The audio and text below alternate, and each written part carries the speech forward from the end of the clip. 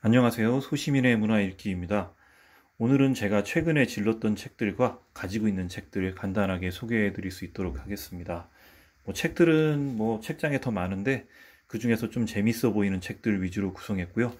이쪽 오른쪽으로 갈수록 질렀던 책들, 그리고 왼쪽에는 가지고 있는 책들입니다.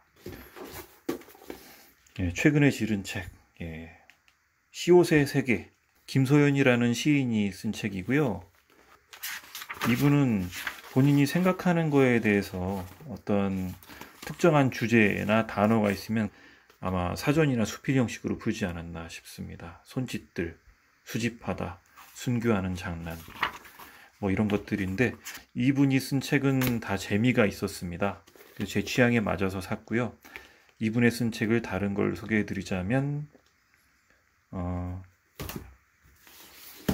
마음사전, 마음사전이란 책이 있고, 그 뒤에 나온 게 바로 이 한글자 사전이란 거고요. 그 뒤에 이 시옷의 세계, 사전 3부작이 완성이 되게 됩니다. 저는 이걸 김소연 트릴로지라고 부르는데, 디자인이 똑같은 걸 보니 아마 다 같은 출판사가 아닌가 싶습니다. 그죠? 마음산책, 마음사전인데 출판사 이름은 마음산책. 이 책은 커피가 식기 전에 라는 작품인데요. 이미 영화화가 된 소설이라고 합니다. 이걸 보고 산 건 아닌데, 일단 제가 커피를 굉장히 좋아하기도 하고요.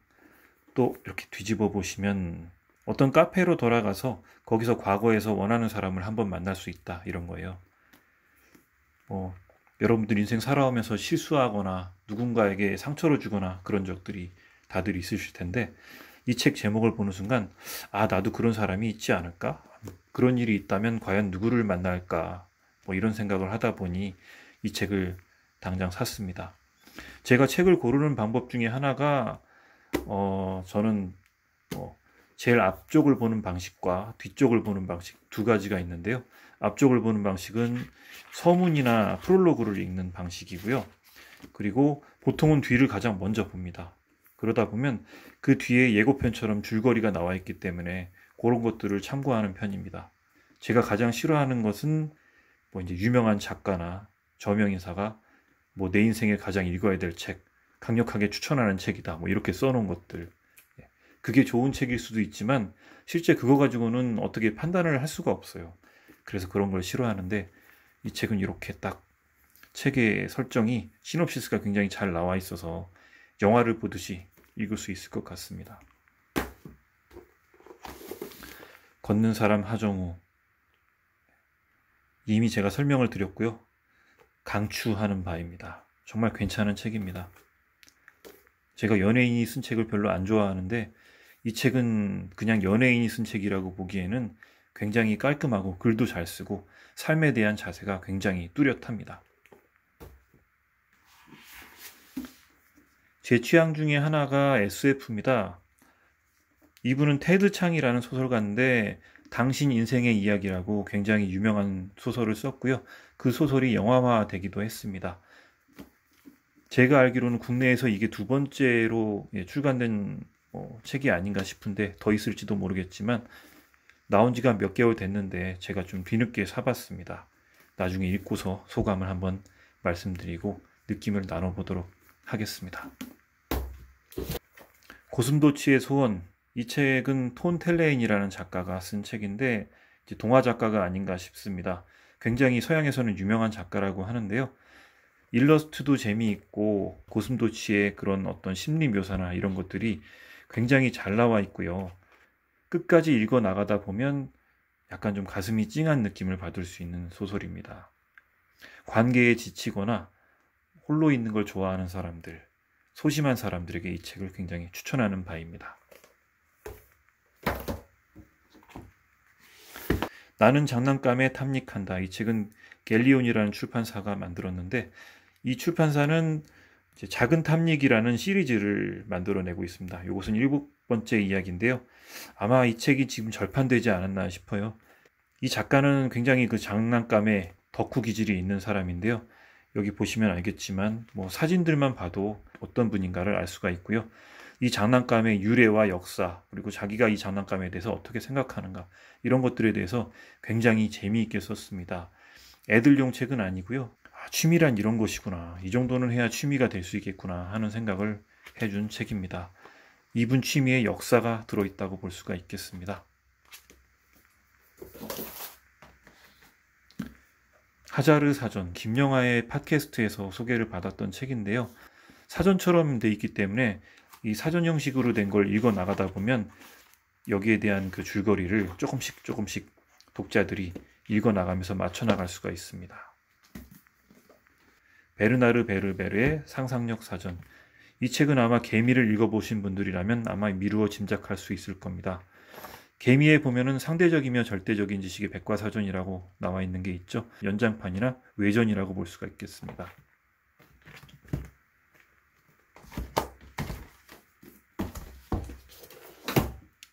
사전이 이렇게 3개가 있네요. 이 책은 무라카미 하루키의 자전적 에세이인데 본인이 어떻게 해서 소설을 처음에 쓰게 됐으며 소설가의 자질은 어떤 것인지를 설명하고 있습니다. 하루키의 특성상 문장이 굉장히 명쾌하게 쓰여지기보다는 뭐 그럴 수도 있지 않을까라고 생각했다. 뭐 이런 식으로 쓰여져 있기는 합니다. 그래도 굉장히 재미있게 읽을 수가 있고요. 밑줄 그는 남자. 카롤린 봉그랑이라는 작가가 쓴 책인데요. 도서관에서 자기가 책을 들었는데 어떤 분이 이제 밑줄을 그어놨죠. 그런데 그 밑줄이 자신한테 어떤 말을 걸어오는 것 같은 거예요. 이 소설을 모티브로 해서 만든 영화가 배두나가 출연하는 봄날의 곰을 좋아하세요 라는 영화입니다. 그 영화를 저는 재밌게 봤는데 아마 흥행은 못한 것 같아요. 한 번쯤 보실 만한 영화이며 소설입니다. 축적의 길. 서울대학교 교수가 쓴 책인데요. 뭐 제목은 재미가 없어 보이는데 읽어보면 굉장히 재미가 있습니다. 우리나라 기업들이 처음에 이제 선진국의 기술을 따라오기 시작했는데 그렇게 해서 따라잡았지만 어떤 컨셉 설계, 개념 설계 역량이 없으면 앞으로 따라잡기는 힘들다. 그런 것에 대한 그 우려와 전망, 뭐 이런 바램 같은 것들을 나타낸 책이라고 볼 수가 있는데 이분이 전에 썼던 책이 축적의 시간이라는 책입니다. 그 책은 여러 교수들을 인터뷰해서 묶은 책인데 저는 좀 읽다가 좀 지루함을 느꼈고요.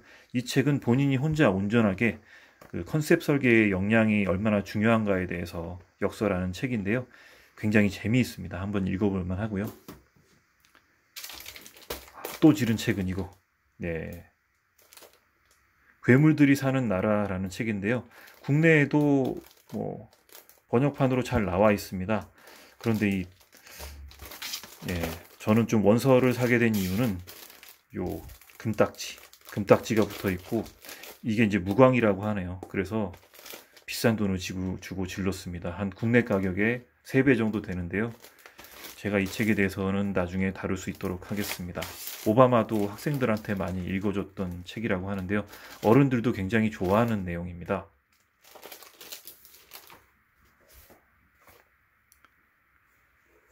이 책은 이렇게 좀 멀리 놓고 소개를 해야 되겠는데 뭐 사람들의 비밀스러운 삶 뭐 이렇게 번역할 수가 있겠습니다. 이 프랭크 워런이라는 사람은 어느 날 갑자기 엽서를 여러 장 구해서 자기 집 주소를 쓴 다음에 여러 사람들한테 뿌렸다고 해요. 그러면서 너에게 비밀이 있으면 비밀을 써서 우체통에 넣어라. 그러면 내가 봐주겠다. 뭐 그런 거였는데 그렇게 해서 얻은 비밀들이 여기에 이렇게 쫙 다 있습니다. 이분의 사이트도 있고요. 여러 가지 얘기들이 있는데 요건 나중에 따로 또 다루겠습니다. 굉장히 재미있는 책인데 제가 해외 출장을 갔다가 우연히 서점에서 발견하고 사온 책이었습니다. 국내에서 한번 실험을 해봐도 재미있지 않을까 싶습니다. 여러 가지 에피소드를 함께 다룰 수 있도록 하겠습니다. 19금스러운 사진들이 있는데 그렇게 뭐 위험한 것들은 없고요. 이상으로 저의 서재에 있는 일부 책에 대한 얘기를 마쳤습니다. 감사합니다.